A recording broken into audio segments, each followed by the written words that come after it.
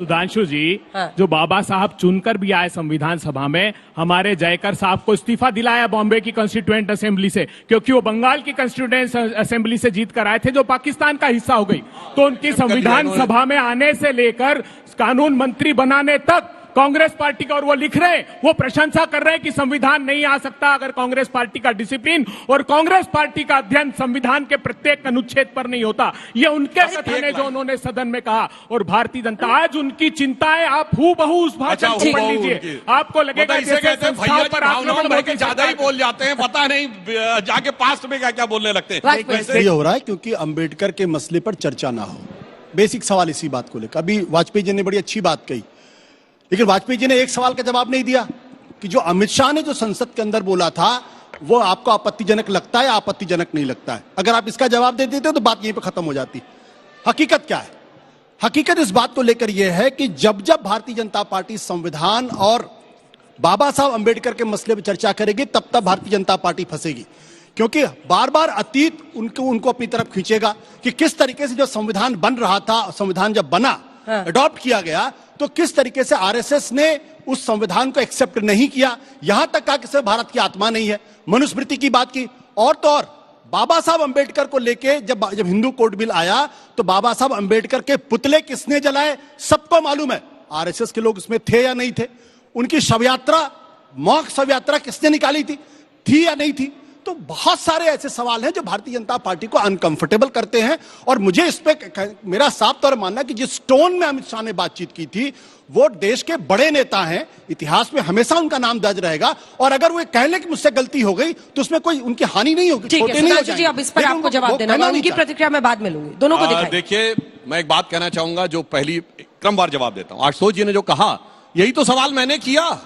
संसद में जितने विपक्ष नेता बैठे थे, अभी जाके देख लीजिए अमित शाह जी के वीडियो की क्लिप, कोई चू बोलता नजर नहीं आ रहा है। नहीं, उसके बाद सुनिए, सिर्फ 12 सेकंड नहीं, 600 सेकंड की, किसी ने कोई आपत्ति नहीं की, किसी ने कोई नारेबाजी नहीं की, किसी ने कोई वॉकआउट नहीं किया। यह दर्शाता है कि बाहर आके राजनीति हुई। और मैं फिर विनम्रता से पूछना चाहता हूं, जबकि ये तो वरिष्ठ व्यक्ति हैं, कॉन्स्टिट्यूशन किस दिन बन के खत्म हो गया? 26 नवंबर 1949। और आरएसएस पे प्रतिबंध कब लगा हुआ था? 48 और 49 में। और आरएसएस ने आके प्रदर्शन कर दिया। यही मैं कहना चाहता हूं कि ये लोग जो कहना चाहते हैं, अब मैं बता रहा हूं सर, अपने रिटर्न पे बोलिए। अब मैं बताना चाहता हूं हमने क्या किया। बाबा साहब अंबेडकर को तो इन्होंने भारत रत्न नहीं दिया, अलग बात है। जिसने बाबा साहब को चुनाव हरवाया और बाबा साहब के अनुसार धांधली से हरवाया, उस नारायण कारजोरकर को 1970 में पद्म भूषण दिया। बाबा साहब को पद्म अवार्ड नहीं दिया। इसीलिए जब ये कहते हैं हकीकत उभर के आएगी, तो अब मैं बताता हूं हमने क्या किया। बाबा साहब की जन्मभूमि को इन्होंने स्मारक नहीं बनाया। वो 1990 में जब मध्य प्रदेश में हमारी सरकार आई, सुंदरलाल पटवा जी की सरकार, तो उनके जन्म स्थान महू को स्मारक बनाया गया। अब नागपुर की जो चैत्य भूमि थी, दीक्षा भूमि, उसको स्मारक कब बनाया गया? जब 1996 में हमारी और शिवसेना की गठबंधन सरकार आई। अलीपुर रोड का बंगला, जहां उन्होंने अंतिम सांस ली, दिल्ली में अटल बिहारी वाजपेयी जी की सरकार आई, तब 2003 में उसका अधिग्रहण हुआ। जब मोदी जी की सरकार आई तो मुंबई नहीं, लंदन में जाकर जहां पर उन्होंने शिक्षा ली थी, उस मकान को भी लेकर हमने उसको स्मारक बनाया, पंच तीर्थ बनाए। अरे अम्बेडकर सेंटर हमने बनाया। इसीलिए मैं बताना चाहता हूं, जब जब बात उठेगी तो बहुत, और इनके साथियों ने क्या बोला, सुनिए, अरे सुनिए, मैं डेट के साथ कोट कर रहा हूं। 5 सितंबर 2016 को आजम खान ने हज हाउस के उद्घाटन के समय बाबा साहब अंबेडकर के लिए भूमाफिया शब्द का प्रयोग किया। समाजवादी पार्टी के नेता, और चू नहीं बोले इनमें से कोई। सुधांशु जी, डेट के साथ कोट कर रहा हूं और सुधांशु जी, जल्दी से क्या गोलवलकर ने ये नहीं कहा था कि संविधान में भारत की आत्मा नहीं है? कहा था या नहीं कहा था?